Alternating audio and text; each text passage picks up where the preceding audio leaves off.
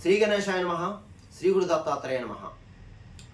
ఈ వీడియోలో మనం ఈ రోజున 2024 జనవరి ధనుసు రాశి వారికి ఎలా ఉందో తెలుసుకుందాం.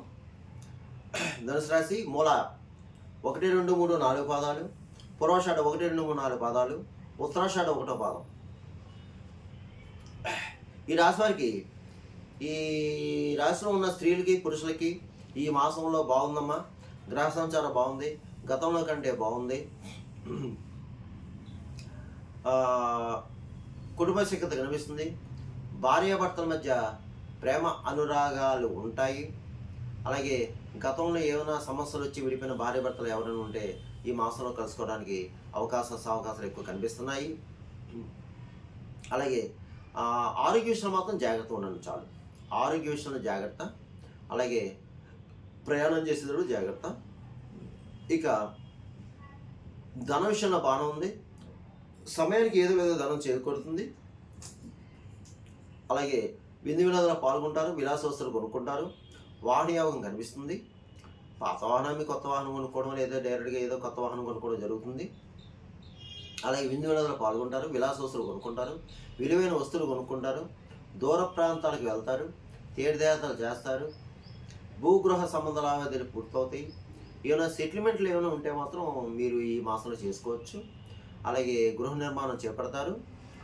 లేదంటే గతంలో గృహ నిర్మాణం చేపట్టి ఆగిపోతే అది ఇప్పుడు మీరు పునరుద్ధరణ చేయడానికి అవకాశాలు ఎక్కువ కనిపిస్తున్నాయి.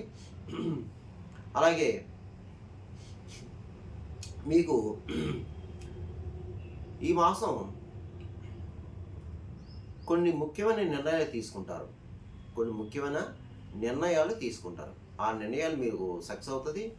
మీకు సొంతంగా తీసుకునే నిర్ణయాలు మీకు మేలు చేస్తుంది. అలాగే ముఖ్యంగా మీరు ఏదన్నా ఈ మాసం పుణ్యక్షేత్ర దర్శనం చేసుకుంటే మంచిది. చేసుకోవడానికి ప్రయత్నం చేయండి. ఏదన్నా పుణ్యక్షేత్ర దర్శనం చేసుకుంటే మంచిది మీరు. అలాగే మీరు ఈ మాసంలో కొన్ని బాధ్యతలు, పదవులు స్వీకరిస్తారు. అలాగే సంఘంలో గౌరవం పెరుగుతుంది, పరపతి పెరుగుతుంది. గతంలో నేర్చుకున్న పనులు, వ్యవహారాలు ఉంటే ఇప్పుడు మీకు అవి పూర్తవడానికి అవకాశాలు ఎక్కువ కనిపిస్తున్నాయి. ఇక కొన్ని సందర్భాల్లో పరిష్కారం కాని సమస్యలు ఏదన్నా ఉంటే ఇప్పుడు ఆ సమస్యలు పరిష్కారం అవుతాయి. తర్వాత వృత్తిపరంగా ఎవరు ఏ వృత్తిలో సరే రాణింపు ఉంటుంది, గుర్తింపు ఉంటుంది. మిమ్మల్ని గుర్తిస్తారు, చక్కగా మిమ్మల్ని గుర్తిస్తారు. అంటే మీ టాలెంట్ బయటపడుతుంది. మీ స్కిల్ ఏదైతే ఉందో బయటపడుతుంది, మిమ్మల్ని గుర్తిస్తారు. మీకు ఇంకా ఒక్కొక్క మెట్టు ఎక్కడానికి అవకాశాలు కనిపిస్తున్నాయి. అవకాశాలు వస్తాయి మీకు. అవకాశాలను మీరు చక్కగా ఉపయోగించుకోండి చాలు. ఇక అప్పుడప్పుడు మీకు కొన్ని మానసిక రుగ్మతులు ఏర్పడతాయి. మానసికంగా కొన్ని రుగ్మతులు ఏర్పడతాయి. మీరు దాన్ని ఏం పట్టించుకోవద్దు, దాన్ని పరిగణలోకి తీసుకోవద్దు. ధైర్యంగా ఉండండి, మనోనిబ్బరంగా ఉండండి. మీ పని మీరు చేసుకుని వెళ్ళిపోండి. అలాగే ముఖ్యంగా ఈ మాసం మీరు గురువుల్ని, బ్రాహ్మణుల్ని, పెద్దవాళ్ళని అఘోరపరచవద్దు. వాళ్ళని గౌరవించండి. ఎవరి మీద ఏ విధమైన చెడు కామెంట్స్ పెట్టవద్దు. ఎందుకంటే గురువులు కానీ, బ్రాహ్మణులు కానీ, పెద్దలు కానీ వీళ్ళ మీద మీరు ఏమాత్రం అమర్యాదగా ప్రవర్తించినా, చెడు కామెంట్స్ పెట్టినా, చెడ్డగా మాట్లాడినా వారి ఆగ్రహాన్ని మీరు గురి అవుతారు. తర్వాత మీరు కష్టాలు, బాధలు పడవలసి వస్తుంది. దానికి మీరే బాధ్యులు. భగవంతుడు కూడా ఏం చేయలేడు. గురువుని, బ్రాహ్మణుని దూషిస్తే భగవంతుడు కూడా మిమ్మల్ని ఏం చేయలేడు. అది మాత్రం గుర్తుపెట్టుకోండి ప్రతి వాళ్ళు కూడా. అలా ఎవరితోనో మాట్లాడేటప్పుడు ఆచితూచి మాట్లాడండి, జాగ్రత్తగా మాట్లాడండి. పోతే అన్ని విధాలా బాగుంది, అయితే కొంచెం కష్టపడండి. ఇందులో కొంతమంది ప్రబుద్ధులు ఉన్నారు. ఆ ప్రబుద్ధులు కూడా బద్ధకాన్ని విడనాడి కష్టపడితే తప్పకుండా మీరు సక్సెస్ అవుతారు. ఇక రియల్ ఎస్టేట్ రంగంలో ఉన్న వారికి బాగుంది. అలాగే ప్రైవేట్ కాంట్రాక్ట్స్ కూడా బాగుంది. స్పెక్యులేషన్ లభిస్తుంది. వాటర్ ఫీల్డ్ వరకు బాగుంది. కళారంగంలో ఉన్న వరకు బాగుంది. సినిమా, టీవీ రంగంలో వరకు బాగుంది. మంచి అవకాశాలు వస్తాయి, ఉపయోగించుకోండి. అలాగే రాజకీయ నాయకులకి బాగుంది, అన్ని విధాలా బాగుంది. మీరు కొన్ని పదవులు చేపడతారు. తర్వాత వ్యాపారస్తులు ఎవరైతే ఉన్నారో అన్ని రకాల వ్యాపారస్తులకి బాగుంది, చక్కగా ఉంది. కొత్తగా కూడా వ్యాపారం పెట్టుకోవచ్చు, జాయింట్ వ్యాపారం పెట్టుకోవచ్చు, బాగానే ఉంది. ఇక ప్రభుత్వ పరంగా ప్రైవేట్ పరంగా ఉన్న ఉద్యోగస్తులు కూడా బాగున్నారు, చక్కగా ఉందండి. మీకు ఉద్యోగ ప్రయత్నం చేసుకోవచ్చు. ఇతర దేశం వెళ్ళే వరకు బాగుంది. చదువు రీత్యా, ఉద్యోగ రీత్యా ఇతర దేశం వెళ్ళే వరకు బాగుంది.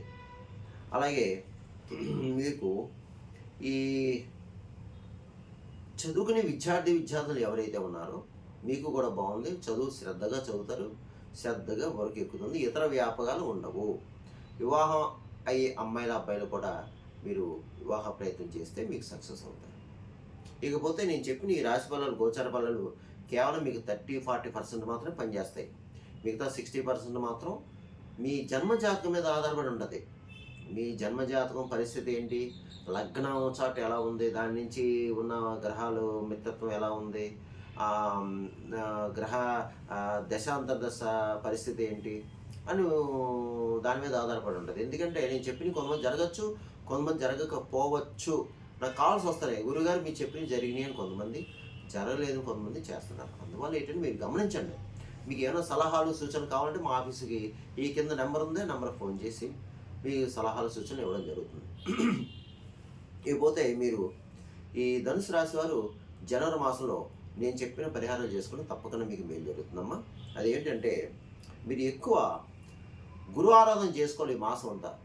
దత్తాత్రేయుడి యొక్క ఆరాధన, దత్త స్తోత్రాలు చదువుకోవడం, దత్తాత్రేయ యొక్క దర్శనం, ముఖ్యంగా గురువారం రోజున మీకు దగ్గర దేవాలయంలో ఏదైనా దత్తస్వామి దేవాలయానికి వెళ్ళండి. ముఖ్యంగా ఔదంబర వృక్షంతో కూడిన దత్తస్వామి దేవాలయానికి వెళ్ళండి, ప్రదక్షిణ చేయండి. మీ అవకాశాన్ని బట్టి చేసుకోండి. లేకపోయినా పర్లేదు, ఏదో ఒక దత్తాత్రేయ గుడికి వెళ్ళండి. అదే లేదండి అంటే సాయిబాబా గుడికి వెళ్ళండి. అదే లేదండి అంటే సాయిబాబా దేవాలయం వెళ్ళండి చక్కగా. గురువారం రోజున ముఖ్యంగాని ప్రతిరోజు గురు స్తోత్రాలు చదువుకోండి, దత్త ఆరాధన చేసుకోండి. ఎక్కువ గురువును స్మరించుకోండి, ఎక్కువ మీరు గురువును స్మరించుకోండి. అలాగే ఒక గురువారం ఏం చేస్తారంటే శనగలో అంటే ఎల్లో కలర్ క్లాత్లో శనగలు మూట కట్టి కిలోంబావు అయ్యగారికి దానం చేయండి. అలాగే ఆ గురువారం రోజున పులిహోర పంచండి. పులిహోర నివేదన చేసి బాబావారికి పులిహోర పంచండి. అలాగే బాబావారికి ఇష్టమైన పేడ అంటే కోవా నివేదన చేసి అక్కడ అందరికీ భక్తులకు పంచండి. అలాగే బాబా దేవాలయాలు శుభ్రం చేయండి. బాబా దేవాలయాలు ఏ దేవాలయమైనా సరే, బాబా దేవాలయాన్ని కాదమ్మా, ఏ దేవాలయమైనా సరే కాస్త వీలైతే కాస్త శుభ్రం చేయండి. ఆ చెత్త చెదారాలు ఎత్తేసి డస్ట్బిన్లో వేయండి, ప్రయత్నం చేయండి. ఇక గోవుకు ఆహారం పెట్టండి, గడ్డి పెట్టండి. కాకులున్న ప్రదేశంలో తీపన్నం పెట్టండి. పిచ్చుకలకు ధాన్యం వేయండి, పావురాలకి జొన్నలు వేయండి, కుక్కలకి బిస్కెట్లు బ్రెడ్లు పెట్టండి. ముఖ్యంగా భిక్షగాలను ఆదుకోండమ్మా. భిక్షగాలు ఏదైనా పెట్టండి, తినడానికి అన్నం పెట్టండి, కాస్త ఎంతో కొంత ధనాన్ని ఇవ్వండి. అలాగే ముఖ్యంగా ఫిజికల్ హ్యాండిక్యాప్స్, బ్లైండ్ పర్సన్స్ అంటే గుడ్డివారు, వాళ్ళకి సహాయం చేయండి. ఈ మధ్యకాలంలో సిటీల్లో టౌన్లో ఎక్కడ పడితే అక్కడ గుడ్డివారు పాపం ఒక స్టాల్లో పెట్టి పాటలు పాడుతున్నారమ్మా. పాపం 2-3 ఉండి పాటలు పాడుతున్నారు. వాళ్ళకి ఎంతో కొంత అక్కడ డబ్బా పెడతాం, డబ్బాలో ఉండేలు వేయండి అమ్మా దయచేసి. అలాగే మీ దగ్గరలో వృద్ధాశ్రమాలు ఉంటే, అనాథ శరణాలయాలు వృద్ధాశ్రమాలు ఉంటే వారికి ఏదన్నా వస్త్రాలు, అలాగే ధనాన్ని, అలాగే అన్నదానానికి ఇవ్వండి అమ్మా. మీకు మేలు జరుగుతుంది. ధనుసు రాశి వారికి అమ్మ ఎలా చేయండి అమ్మా. అన్నదానాలు కూడా అన్నదానం మంచిది. అన్ని దానాల్లో కంటే అన్నదానం గొప్పది, అది గుర్తు పెట్టుకోండి. ఇకపోతే మీరు నవగ్రహ స్తోత్రం చేసుకోండి ప్రతిరోజు కూడా. ఇంకా ఇబ్బందులు, బాధలు, కష్టాలు పడేవారు ఎవరైనా ఉంటే మాత్రం పౌర్ణమి రోజున చండీ హోమం చేయించుకోండి. పౌర్ణమి రోజున అమ్మవారి గుడిలో చండీ హోమం చేయించుకుంటే మీరు కొన్ని రుగ్మత నుంచి బయటపడతారు. ఇకపోతే నేను చెప్పినట్టు ఈ రాశివారు ఎలా చేసుకోండి, మీ అందరికీ మేలు జరుగుతుంది, శుభం జరుగుతుంది. సర్వేజన సుఖినో భవంతు, శుభం భవంతు, స్వస్తి.